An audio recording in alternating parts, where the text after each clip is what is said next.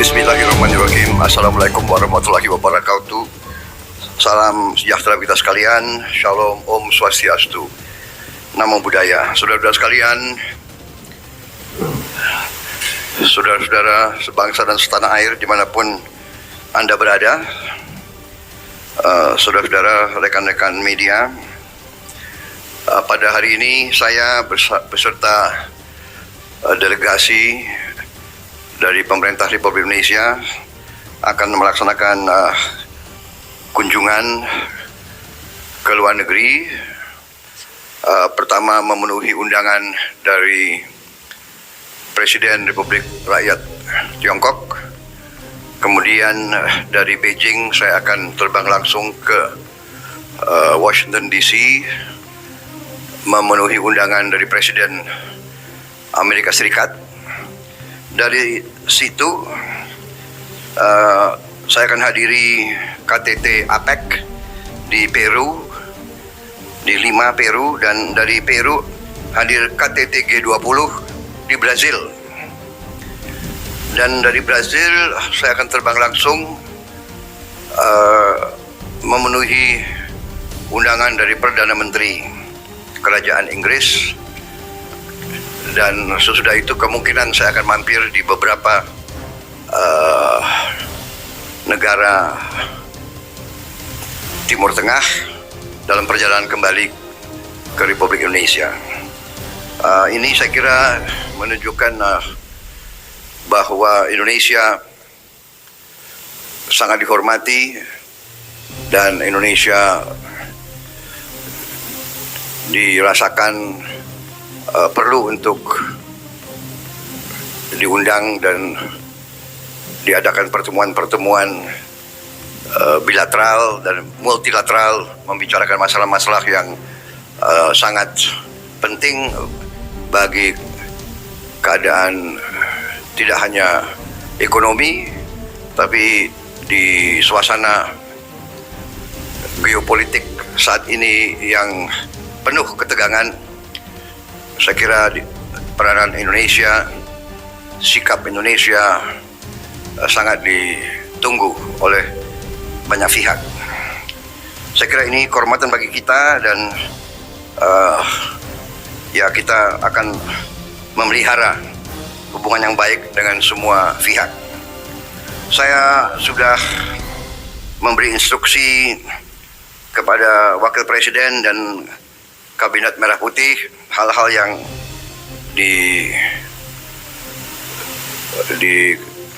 digunakan sebagai pedoman. Saya kira tidak ada yang luar biasa, tetapi saya juga memberi petunjuk dalam upaya kita minggu-minggu ini, 1-2 bulan ke depan, kita siapkan benar-benar semua persiapan untuk kita mulai bekerja keras tahun 25 untuk memenuhi program-program yang sudah kita canangkan. Khusus dalam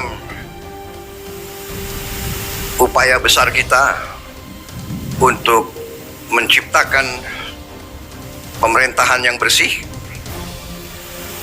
dari penyelewengan, bersih dari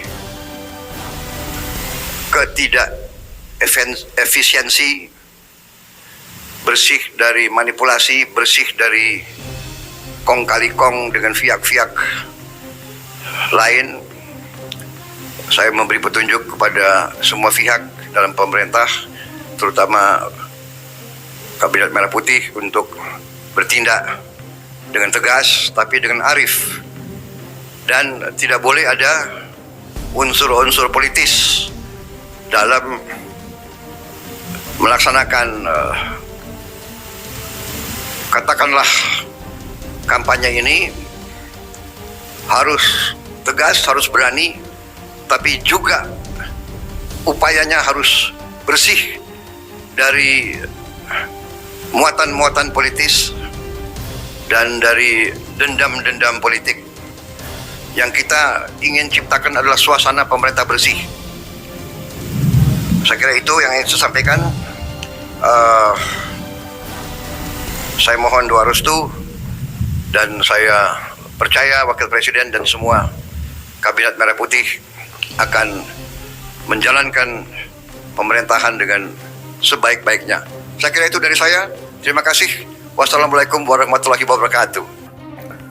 Saudara-saudaraku sebangsa setanah air yang saya cintai, saya banggakan, itu tadi kata atau kalimat pamitan dari Presiden Prabowo Subianto di Komplek Pangkalan TNI AU Halim Perdana Kusuma. Menjelang beliau akan berangkat melakukan kunjungan ke berbagai negara hari ini, hari Jumat tanggal 8 November 2024. Tadi disampaikan oleh Pak Prabowo, beberapa negara yang akan dikunjungi, diantaranya yang pertama adalah Cina, kemudian kedua Amerika Serikat, kemudian Peru dalam rangka menghadiri acara KTT APEC, yang keempat di Brasil, KTT G20, kemudian yang kelima adalah Inggris, dan usai itu semua nanti dalam perjalanan pulang akan mampir ke beberapa negara di Timur Tengah. Nah, ini tidak disebutkan tadi oleh Pak Prabowo negara-negara mana saja di Timur Tengah yang akan diampiri. Mudah-mudahan bukan negara Yaman. Yaman masuk Timur Tengah bukan sih? Bahaya soalnya kalau di sana mau kesambet. Ya Pak Prabowo. Di sana banyak sihir kata orang Arab di Saudi itu kan. Orang Yaman terkenal dengan sihir-sihirnya gitu. Makanya dulu waktu ya bukan dulu banget ya, sampai hari ini pun masih berjalan itu program besar pemerintah Saudi mengusir orang-orang Yaman dari negaranya dengan tajuk operasinya yang diberi nama perburuan penyihir Yaman. Loh iya bener kok. Nah, oke, kemudian Pak Prabowo menyampaikan bahwa kepentingan utama dari kunjungan ke berbagai negara itu adalah selain ekonomi adalah dalam rangka menjalin komunikasi dan komitmen dalam rangka meredam ketegangan terkait dengan situasi politik global ya, yang memang beberapa hari terakhir situasinya cukup menegangkan karena konflik-konflik perang di antara beberapa negara di sana. Nah, ya mudah-mudahan sebagaimana tadi disampaikan oleh Pak Prabowo, kehadiran Indonesia bisa menjadi salah satu faktor penyumbang untuk meredam ketegangan geopolitik tersebut ya. Yang terakhir tadi Pak Prabowo memberikan instruksi dan pesan kepada Wapres dan segenap jajaran Kabinet Merah Putihnya untuk bekerja sebagaimana yang telah diinstruksikan, sebagaimana arahan-arahan yang telah lebih dulu disampaikan oleh Pak Prabowo sejak kemarin ya. Yang jelas diantaranya adalah bahwa Wapres, para anggota kabinetnya diminta oleh Pak Prabowo untuk bersikap tegas, tetapi arif di dalam program misi pembersihan,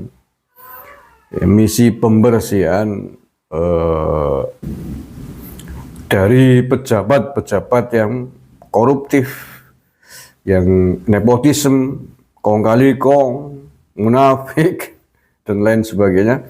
Dan itu sudah kita lihat dalam kurun waktu belum sampai 1 bulan, beberapa pejabat penting telah ditangkap oleh aparat kepolisian, mulai dari yang terbaru Komdigi, kemudian di Kejaksaan, di Mahkamah Agung ya, kemudian ada Tom Lembong ya, dan beberapa pejabat lain, pejabat tinggi yang telah ditangkap oleh polisi karena kasus-kasus yang kita anggap sebagai toksik atau sampah peradaban di negara ini.